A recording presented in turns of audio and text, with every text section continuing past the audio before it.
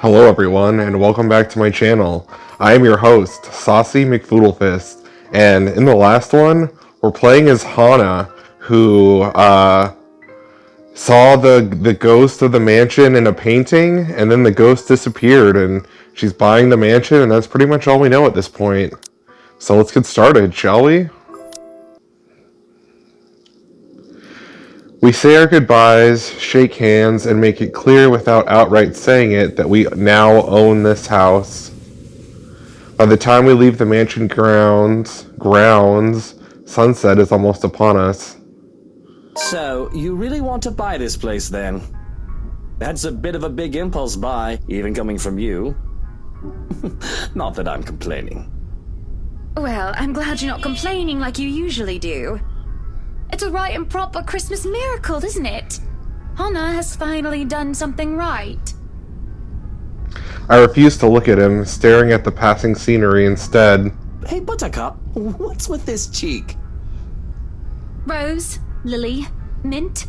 The nerve, Luke, the nerve! Is that what this was about? One, that woman's name was Rose. And two, you know I don't mean a word of that empty flirting. And it's still the principle of things, Luke. Right? I'm with I Hana. understand if you try to woo them to get what you want when it seems that I'm not looking. I'm with Hana on this. But I told you once before not to do it when I'm there. Luke dealt with other women in the past to get what he wanted. Sometimes I have my doubts. I really want to believe that I am an exception, that he is not just using me like he used those other girls. I have a hard time believing that now. And it isn't just the shameless flirting. There's something about that Marianne woman, as if Luke is familiar with her. Familiar with her? As much as it shames me, it makes me jealous. It makes jealousy rear its ugly head. And I am, suffice it to say, ticked off. I'm about to sneeze. 1, 2, 3. Okay, excuse me. Really? I forfeit my trip to Cardiff for this, and you're still not happy. Oh, trust me, Luke. I am very happy. Very happy that, for once, we are doing something that I want. Typical relationship. Can you not see the smile on my face? It is only when I let loose those words that the truth hits me like a slap on the face. Excuse me. Or bless me, or whatever you want to say. And by the looks of it, it seems that I have the same effect on my dear, darling husband. And it has always been, Luke wants to do this, and Luke wants to do that, hasn't it? I don't even remember the last trip we went to which was my own choosing, without needing to get the man's approval. On the other hand, I was pulled along to every single expedition he wished to tackle, and I never objected. The rest of the ride home is spent ignoring each other, pretending the other didn't exist. Arriving at our penthouse, my first order of business is to getting into bed. Forget a hot bath and forget tea. I just want to bury myself in blankets and forget everything in my slumber.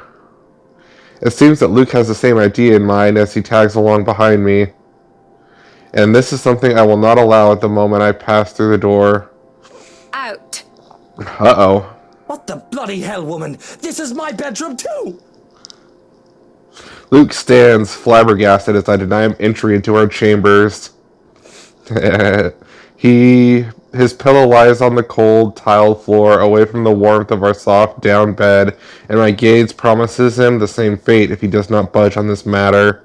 Don't even try to argue, because I am very cross with you, Luke Wright.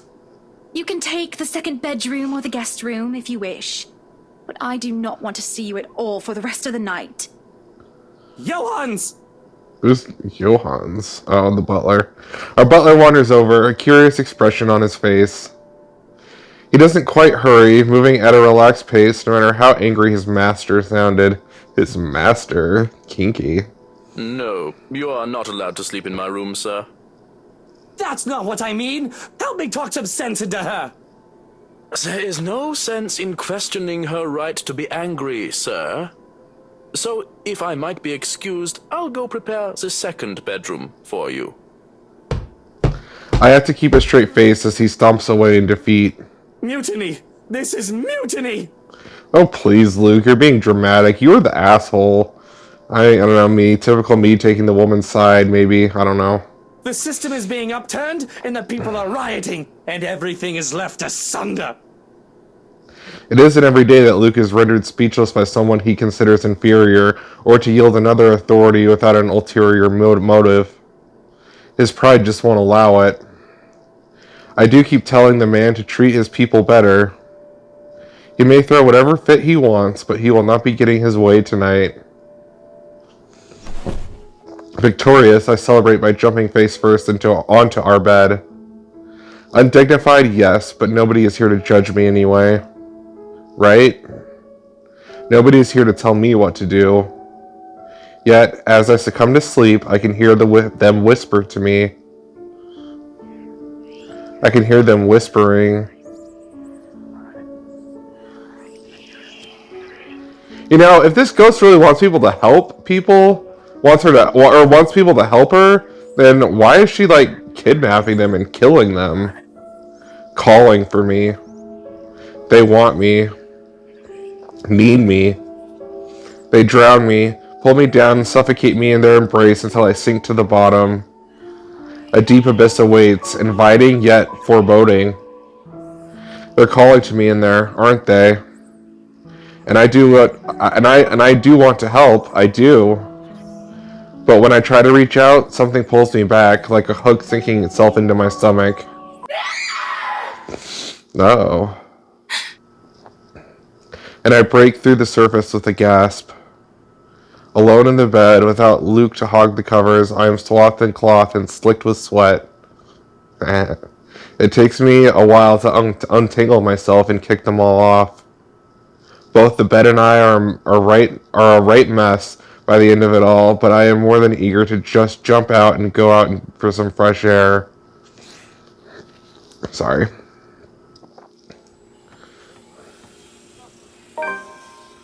The days past had gone by a blur. We hadn't talked much, Luke and I, outside of necessity. In fact, we hardly talked beyond the topic of acquisitions of properties. Properties being the mansion, obviously. Everything has been so busy that I haven't talked to anyone outside of business, and it is just so stressing. So, one can understand my need for a good chat, probably over a good meal. There are times when any decent, emotionally healthy, and socially capable person need a good friend. There are times when any decent, emotionally healthy, and socially acceptable person need a good friend. One who will talk to them without the conversation degrading or turning into an argument. Or borrowing a nearby friend, I have an interior designer under confidentiality agreement to listen to me. Up, higher, come on now! The place is bustling with movers, carrying furnishings here and there, along with several trunks of personal belongings from our penthouse. I can hear Luke barking at them in the other room, making sure nothing is handled carelessly or gets stolen. Careful now! I know your pictures are framed by cheap plastic, but those are framed by African blackwood and are one-of-a-kind commissioned paintings. Each one is easily worth a lifetime of what you lot make. It is hard to tune him out. The walls did not do a good job of muffling him at all. But then again, it is Luke. I would still hear him ranting, even if we were on opposite sides of the mansion and I'm wearing earplugs. I'd really like to thank you for inviting me to breakfast, Mrs. Wright. But I already ate, so I should really go back to work. Nonsense! You arrived so early, you must not have gotten a proper meal. Our butler has made a surprisingly lovely bubble and squeak. Sit. I'd situate us in the dining hall, but it is a mess right now. Oh, Johans! The man in question appears, ready with a tray as he starts to set the table for us. We sit in silence as we are each served a plate. Bubble and Squeak, topped with a nice poached egg with cherry tomatoes and it garnishes adoring the edges of the plate. Look at that. Bubble and Squeak. Is that like oh, what's it called? Orange juice and champagne. Oh, what's the name for that drink? I don't remember. It doesn't matter. A mimosa? That's what it's called. A mimosa, maybe. A cup and saucer and a teapot with some Earl Grey is placed for Marianne as I asked for an orange Julius. How are you liking the project? Drop that vase and I'll have your head! I know it's only an 8 million yen vase, but I swear, I'll... Well, it's certainly a fun challenge, incorporating the designs of a Jacobean manor and the functionality of a modern household. I have ideas I would like to suggest, by the way, about what to use the second bedroom for. I have been informed of your goddaughter and thought a kid-friendly room might be in order. You read my mind. I was actually going to bring that up. Oh, that would just be so lovely, Marianne. That way, Kylie can bring her friends over as well. And a good friend of mine, Rochelle, is expecting a baby. So, why don't we think about putting a crib in there too? I can just imagine little ones running around, filling this place with the pitter-patter of their feet. We'd have to make sure they don't trip and fall on the stairs, though. We won't be able to finish everything up until after the party. But we'll have it ready by then, so that all we need to do is to move in the furnishings. Yes, that's plenty fine. It's not like we're in a hurry to have it. And we wouldn't want the workers to disturb the guests or the other way around, do we? Just make sure it's presentable. You know, in case a guest snoops about. Of course. As for the kitchen you wanted, I've already negotiated for the high-end stoves and the hot and cold drawers, so on and so forth. I've got a friend who is able to customize them so that they'll look like the counters we'll be replacing and fit the rest of the interior. They'll be bringing them in today. Why can't you people do anything right? Don't drag it, you'll scratch the wood. Excellent. But no, really, how have you liked it so far? Oh, it has been wonderful, believe me. Everything is going smoothly too. It has been a long time since I've worked on something on this grand a scale. Nowadays, everyone is about condos and flats, living in the city where every room is an identical box. Believe me, this is very refreshing. We lived in a condo before this, Marianne. I didn't mean any insult. Throwing shade, Marianne. It's fine, sweetie. Look at you, all frazzled. I was just pulling your leg. Luke wanted that penthouse when we got married, and you can thank him for purchasing this place as well. She looks confused. Of course, she has every right to be. She, no doubt, overheard me push that estate into the sale, making quite the aggressive offer.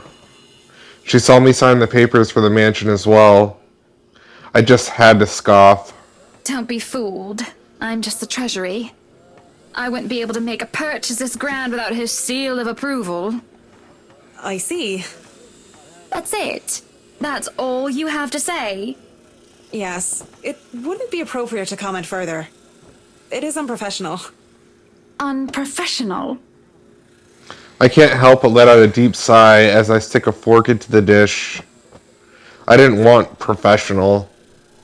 I want someone who will agree with me, even if it's just for the sake of agreeing, or someone who will try to talk some sense into me. Neutral responses are boring.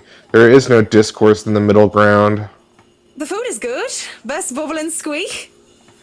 Of course it is. Our kitchen staff only uses the freshest, hand-picked ingredients. Only the best for the Wrights. Mr. Wright is not joining us? No, he is far too busy bossing people around. He even refused to join me for breakfast earlier, hence this. I see. Trouble in paradise. My apologies. I really don't know what sort of response you expect to get from me. There is a clatter of silverware as I slam my hands on the table. It is frustrating. I am frustrated. At Luke, mostly. But Marianne's neutral, professional answers are certainly irksome as well. You're a human with feelings and opinions, aren't you? Don't give me this bollocks about being professional when we're having a nice friendly chat over a nice and friendly breakfast. I can only talk about interior designs for so long, and I detest one-sided conversations, Marianne. But I really don't know what to say, Mrs. Wright. We were talking of no topic in particular, and...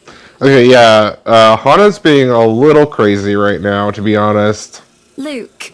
We were talking about Luke. About him not eating breakfast with you? About him treating me as if I were some treasury. I didn't realize that I shouted that out loud until it's too late. There is a stunned silence that settled before I slumped back into my seat. Hiding my face behind my hands, I could feel my shoulders shake. Breath, I told myself. Breathe, I told myself. Calm down. Breath, I told myself. Calm down. But it's just so hard. Honestly, sometimes I feel like he doesn't love me anymore. Uh-oh. Oh, have I been so blind? Did he ever love me at all?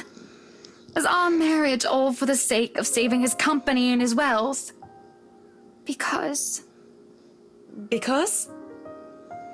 Did I say that out loud again?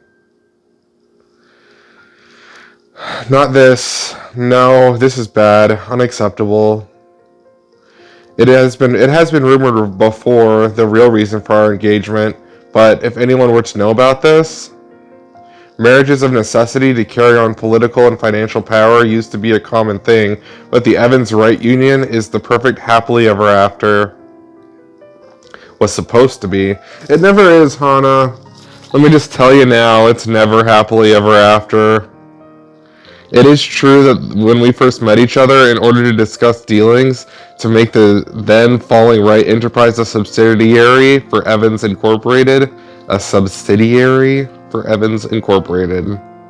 but I do remember being in love with him, and there were times when he said he loved me back.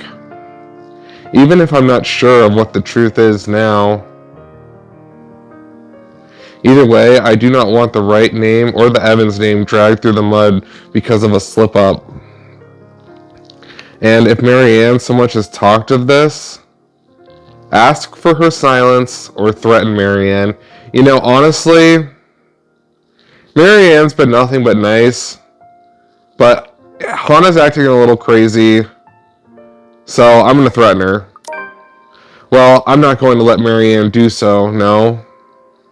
She isn't going to talk about this, ever. I take a deep breath. I take in a deep breath. I have always been the matronly of Luke, the matronly?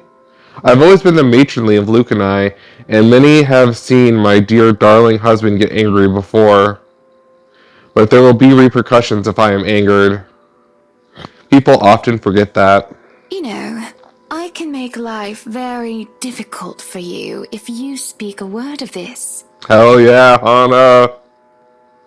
At my little declaration, I am met with a stony look from the other woman.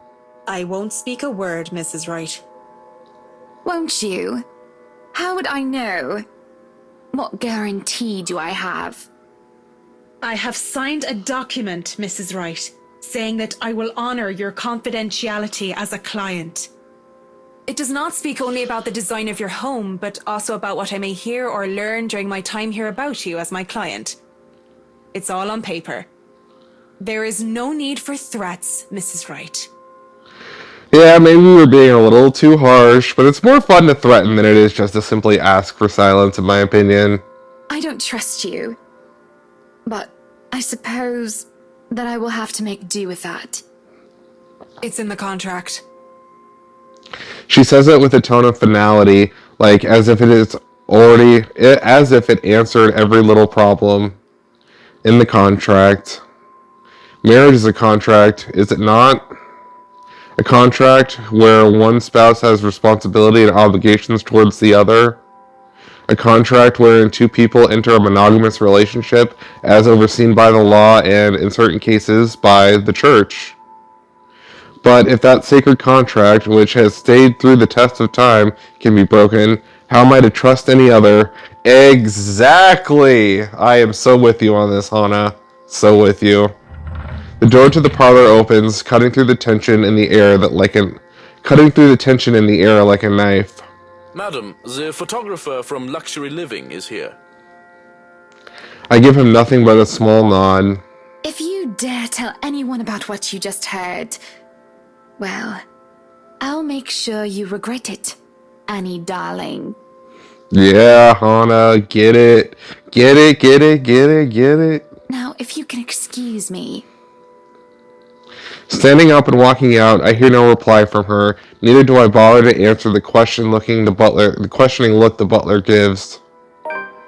An interview with Luxury Living. That is today, isn't it? Oh yes. People have caught wind of our new mansion the very moment we left the open house. Luke had boasted he could acquire the property in no time, and a lot of photo shoot for Interior Design magazine to be scheduled today. Well, there were complications, and it took longer than it usually does for us. Right now, I am not in the mood for any interview, but I have no other choice, do I? Alright, we are going to end the episode off here. Thank you all so much for watching. If you like this, give it a thumbs up, blah, blah, blah, blah, and I'll see you all in the next one. Goodbye, everyone.